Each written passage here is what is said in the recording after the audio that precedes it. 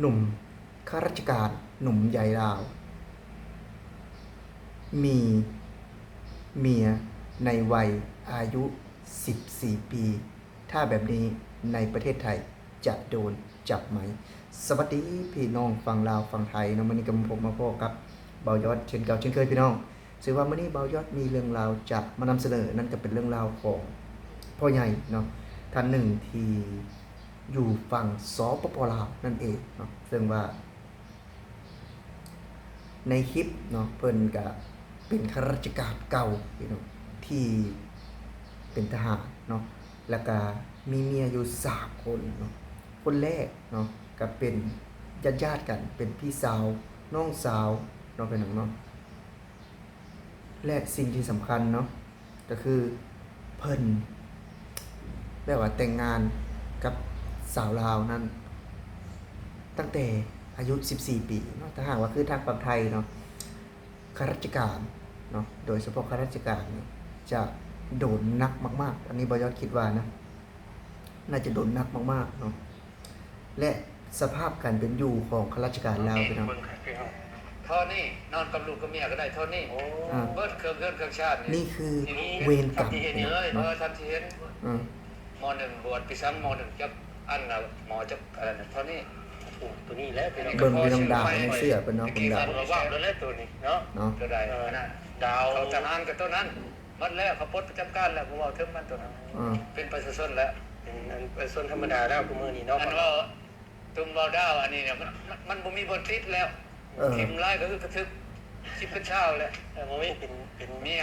ผู้ที่ชอบแล้วเลิกกันแล้วแต่ลูกนึงก็มาอยู่ใกล้กันแท้สบายนะกับบุกับพี่น้องเดียวเลยพี่น้องเดียวโอ้พี่น้องงั้นเขาก็เมียใหม่นี่เป็นพี่น้องกับมีพี่น้องเดียวกันพี่น้องเมียใหม่เมียเก่าเนาะก็เป็นญาติเดียวเพิ่นก็คันเว้าแล้วก็เพิ่นก็มีหน้าที่การงานเนาะที่ชัดเจนเพิ่นมีหน้าที่การงานที่ชัดเจนก็เลยแบบว่าเอาทั้งเอื้อยทั้งพี่ทั้งน้องเนาะมาเป็นเมียเพิ่นและพอทีนี้เนาะสภาพพี่น้องการเป็นอยู่ล่าสุดเนาะก็คือเป็นกระต๊อบน้อยๆเนาะอันนี้บ่ได้บุรีนะแต่ว่าอยากให้พูดถึงแล้วก็เล่าถึงเรื่องศีลธรรมเนาะคือคนบ้านนอกของบ้านบายอดนะคือข้าราชการเนาะทหารตำรวจมันก็สิก็คือก็จะมีระดับเด้เนาะและคนบ้านนอกเฮาบ่ได้เรียนน่ะหลังจากที่คนเหล่านี้เนาะหรือว่าพวกข้าราชการนี่เข้าไปเนาะบ้านนอกนี่จะเป็นคนบ่ได้เรียนหนังสือก็มีหลายเนาะแล้วก็เขาก็จะคิดว่าเป็นคนมีเงินมันดูดีเนาะเขาก็เลยแบบว่าอาจจะตกลงปลงใจเนาะเป็นเมียหรือว่าเป็นเมียน้อยก็แล้วแต่เนาะแต่พอมาเบิ่งเนาะภาพการล่าสุดซึ่งว่าเพิ่นอวดขนาดใดพี่น้องเนาะข้าราชการลาวคนนี้เพิ่นจะอวดว่าเพิ่นนี่ดาวจนบ่มีมงติ๊กจนทิ่มไปกระทึกน้องเนาะอันนี้บ่ยอดเว้าในมุมมองของบ่ยอดนะว่าดาวกินได้บ่เนาะสิ่งที่กินได้นั่นก็คือเงินเนาะที่ไปซื้อกับข้าวมากินดาวว่ามีความสามารถเนาะจังได้ดาวกับพื้นที่การเป็นอยู่บ่ตรงปกเลยเนาะพี่น้องเนาะคือทางฝั่งไทยถ้าหากว่ามีดาวหรือว่ามียศตำแหน่งขนาดนั้นนะบ่ฮู้ว่าเพิ่นจะรวยส่ำใดเนาะเพราะว่าแต่ละตำแหน่งหรือว่าแต่ละหน้าที่การงานเพิ่นจะมีการเงินเดือนก็ค่อนข้างสูงนะพี่น้องแต่ว่าข้าราชการลาวเนาะบ่จะเห็นและน่าสงสารมากๆนี่คือเวรกรรมตามทันที่แบบว่าไปหาตัวเนาะคนที่ยังบ่ทันได้มีวุฒิภาวะเนาะในการที่จะเป็นผู้ใหญ่พอเนาะอายุ14เนาะเพิ่นว่าเพิ่นแต่งงานกับสาวเนาะแต่บ่น่าจะบ่แม่นผู้นี้เนาะผู้นี้ก็น่าจะ16 17เนาะแต่ว่าน่าจะผู้นี้แหละพี่น้องเนาะผู้นี้เนาะบ่ยอดก็ได้เบิ่งคลิปมาผ่านๆคือเพิ่นอยู่ด้วยกันตั้งแต่อายุ14เนาะปัจจุบันนี่ก็16 17 2ปี3ปีเนาะคือบ่ยอดบ่ฮู้ได้เลยว่าคนลาวเนาะก็คือเด็กน้อยอยู่เนาะแต่ว่าเป็นหยังคือหมักเนาะหมักผู้เฒ่าหรือว่าผู้เฒ่าบ่มีเงินนั่นน่ะอันนี้บ่ยอดคิดว่าค คนลาวเนาะคือบ่จัดเว้าหั่นล่ะบ่มีความรู้เนาะบ่มีประสบการณ์ทางโลกภายนอกพอได้เจอเนาะสิ่งที่แบบว่าคือบ่ยอดเว้าและมีดาวเด้เนาะมีดาวมาอวดพี่น้องมีดาวมาอวดได้ว่า คือคนมีเงินได้เนาะคนที่มีดาวนี่คือคนมีเงินแต่สุดท้ายเนาะกระต๊อบหลังน้อยๆเนาะนี่คือข้าราชการลาวนะข้าราชการที่แบบว่า มียศตำแหน่งสูงมากๆพี่น้องเนาะดาวจนบ่ฮู้ติดเนาะดาวจนบ่ฮู้ติดอันนี้ก็บ่อยากจะคิดอีกอย่างหนึ่งคือว่าเวรกรรมเวรกรรม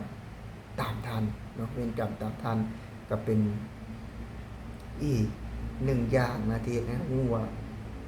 ถึงเฮาจะอยู่ใส่ถึงเฮาจะเป็นคนแบบใดเนาะให้เฮาคิดก่อนเฮาสิเฮ็ดเนาะคือจัง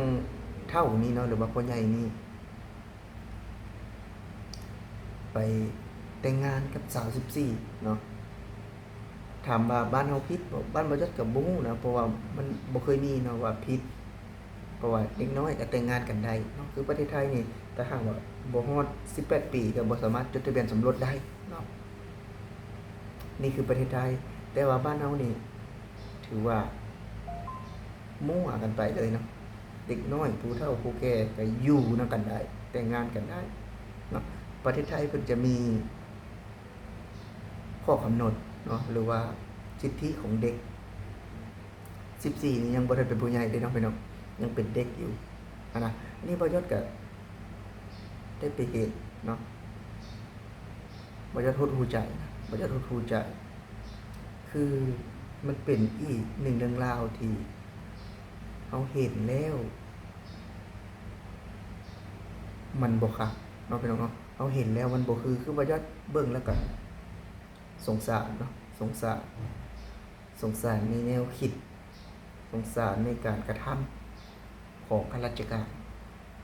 ผู้ใหญ่เนาะทางฝั่งลาวพี่น้องก็ประมาณนั้นแหละพี่น้องคือบ่อยากได้เบิ่งได้ชมเนาะก็เป็นอีกหนึ่งเรื่องราวที่เพิ่นถ่ายทอดผ่านคลิปเนาะถ่ายทอดเป็นวิดีโอว่าจังซั่นก็สำหรับคลิปนี้พี่น้องสำหรับผู้ใดที่เข้ามาเบิ่งแล้วก็อย่าลืมฝากกดแชร์กดไลค์กดติดตามเพื่อเป็นกำลังใจให้บ่ยอดเนาะคลิปนี้บ่ยอดก็อาจจะว่าบ่ดีบ่คักก็ขอโทษขออภัยเนาะเพราะว่าบ่ยอดก็ไม่เมื่อยเนี่ยพี่น้องการเดินทางเนาะ 2-3 วันมานี่ก็ถือว่าคลิปนี้สำหรับมื้อนี้เนาะบ่ยอดสิขอลาพี่ลาน้องเมื่อสุขสุคนเนาะสำหรับมื้อนี้บ่ยอดสิขอกล่าวคำว่า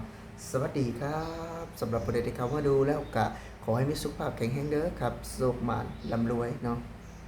สำหรับมื้อนี้สิขอลาพี่และน้องไปก่อนครับ